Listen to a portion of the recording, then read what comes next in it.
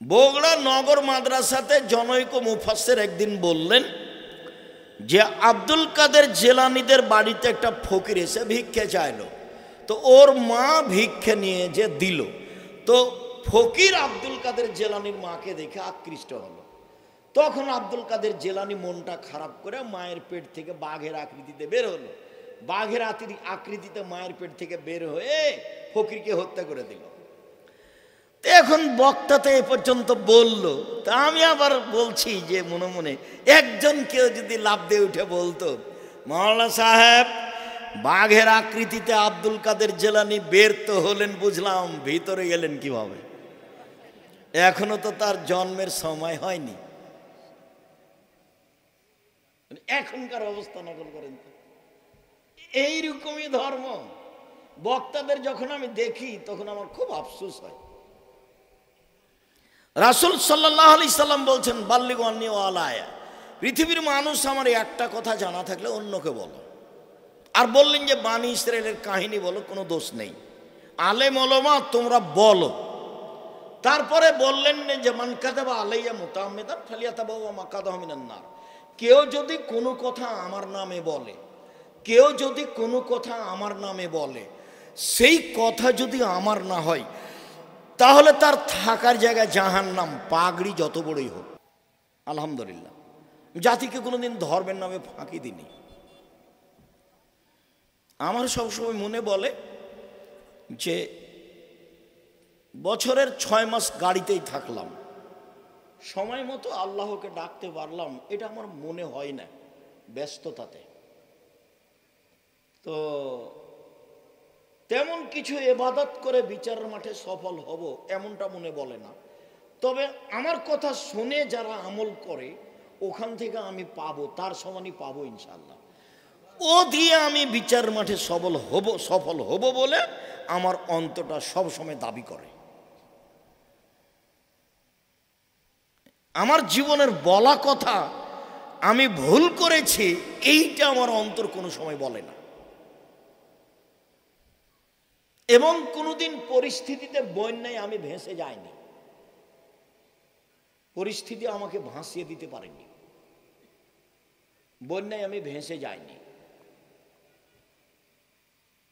মানুষ হিসেবে যেটুকু বুঝি কোরআন হাদিস তার ভিত্তিতে যেটুকু চূড়ান্ত সঠিক সেটুকুই বলার চেষ্টা করেছি। সম্মানিত দিনী ভাই বোন, জালেমের বিচার দুইবার হবে। যারা এইভাবে জুলুম করেছে করছে ওদের বিচার হবেই, দুইবার বিচার হবে, একবার এখন আর একবার বিচারের মাঠে। তো বিচারের মাঠের বিচারটা হবে আরো কঠিন। যারা ওসর জাকাত দেয় না তারাও কিন্তু জালেম, ওরও বিচার দেরিতে হবে। ও জালেম কেন? ও ফকিরের হক মেরে খেয়েছে।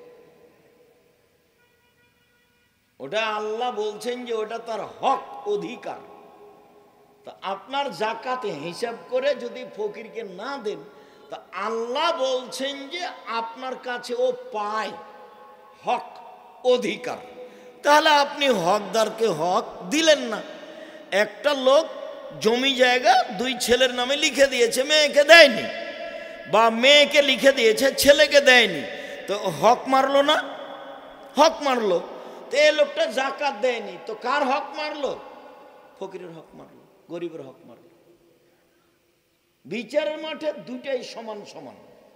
আল্লাহ বলছেন যে ওরও বিচার দেরিতে হবে, যে জাকাত দেয়নি তারও বিচার দেরিতে হবে। তো জাকাত দেয়নি তো আর বিচার দেরিতে হবে কেন? যদি ওগুলো জিনিসগুলো যার জাকাত দেয়নি ওইগুলো টাকা পয়সা হয়, তাহলে ওকে লোহার লাঠি তৈরি করে জাহান্নামের আগুনে গরম করে কপালে আর পার্শ্বদেশে এবং পিঠে দাগ দেওয়া হবে, দিতেই থাকবে যতদিন বিচার হয়নি।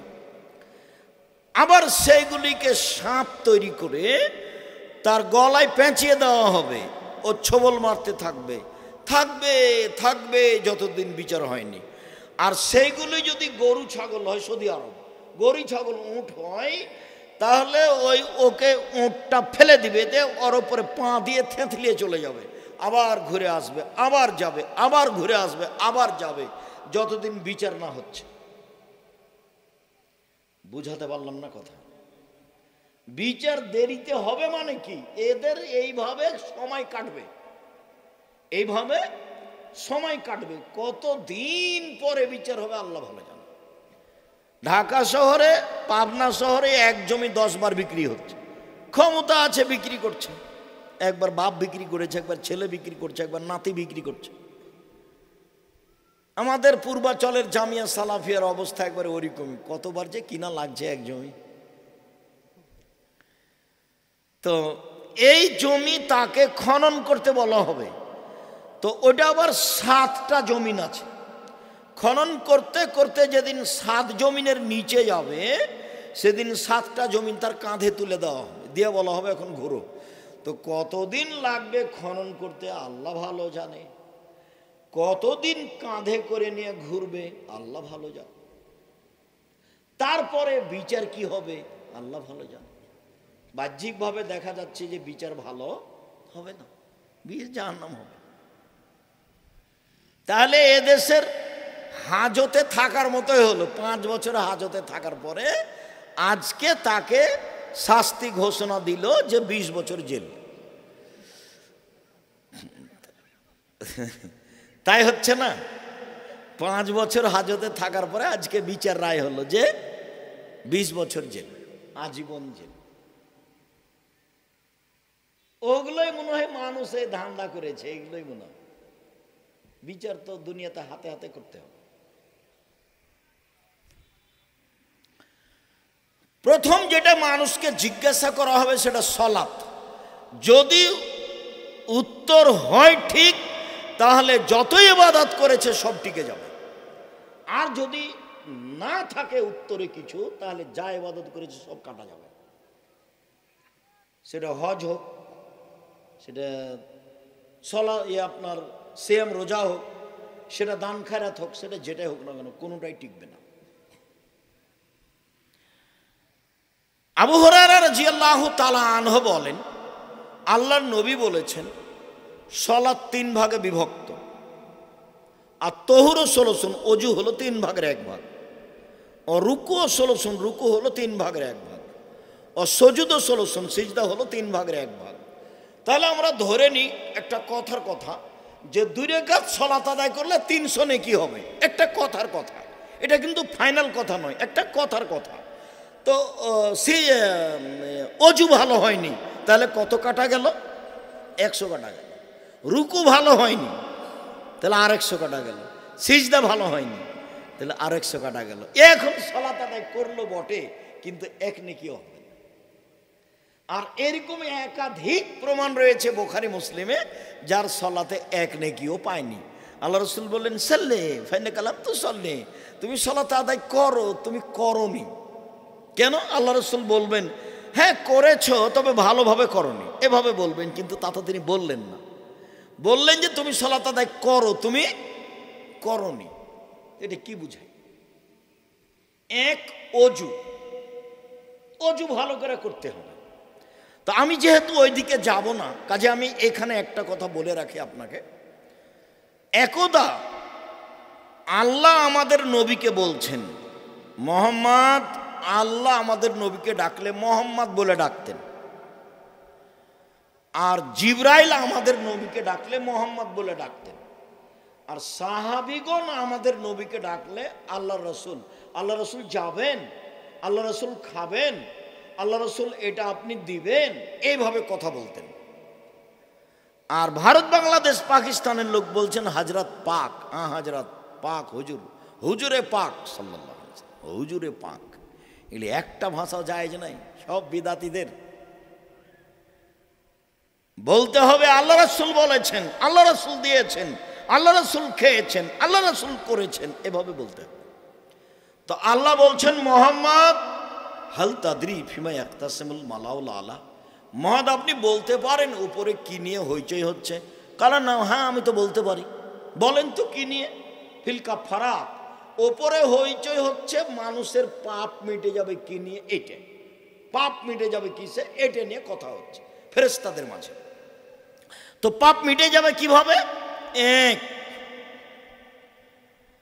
আল মাকসু বাদা সালাওয়াত ফিল মাসাজিদ, সলাতের পরে মসজিদে বসে তাসবিহ তাহলিল করলে পাপ মিটে যাবে, মান বেড়ে যাবে, পাপ মিটে যাবে, মান বেড়ে যাবে।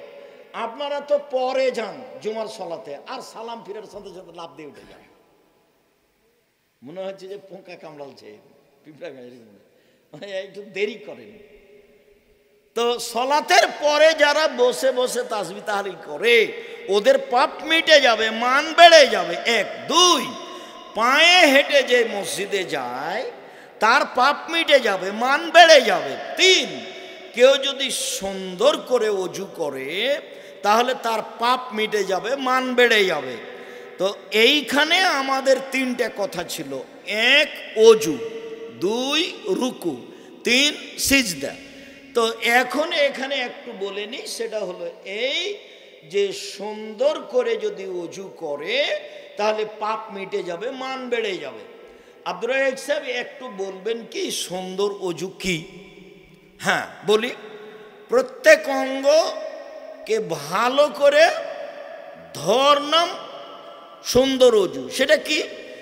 একবার কবজি পর্যন্ত ধুইতে যদি 10 বার পানি লাগুক, যখন সম্পূর্ণ ভিজে গেছে তখন একবার ধোয়া, ধোয়া জায়গায় পানি দিয়ে ধরলাম, দ্বিতীয়বার ধোয়া, ধোয়া জায়গায় পানি দিয়ে ধরলাম, তৃতীয়বার ধোয়া, 3 বার পানি দিয়ে ধোয়া। এই কথাটা বুঝতে ভুল হয়ে আছে। 3 বার পানি দেওয়া নয়, একবার কবজি পর্যন্ত সম্পূর্ণ ভিজাতে যদি 10 বার পানি লাগে দেন, সম্পূর্ণ ভিজালে হলো একবার ধোয়া। ভিজা জায়গায় পানি দিয়ে ভিজানো হলে 2 বার ধোয়া। বারবার ধাক্কা খাচ্ছে, ওই কথাটা একটু বলে রাখি। অজু করেছেন, এটা তো ভারত বাংলাদেশ পাকিস্তান বাংলাদেশ একটা অংশ। মহিলারা বলছে যে বুবু খবরদার, বাচ্চাকে দুধ খাওয়ালে অজু ভেঙে যাবে বুবু, নখ কাটলে অজু ভেঙে যাবে বুবু, কুকুরে যদি ছিঁড়ে নেয় তাহলে অজু ভেঙে যাবে বুবু, আর যদি শাড়ি পরে নামাজ পড়ো বুবু, ল্যাঙ্গট না পড়ো তাহলে লজ্জা স্থানের যোগাযোগ বুবু মাটির সাথে হবে, মাটি অভিশাপ করবে, অজুও যাবে, সলাতও যাবে, ধ্বংস হয়ে যাবা বুবু। ধর্ম পাগল হয়ে গেছে বুবু, ধর্ম চাঁপাই নবমিতে পাগল হয়ে এসেছে সৌদি আরব থেকে। একবারে মিথ্যা কথা, অহেতুক মিথ্যা কথা।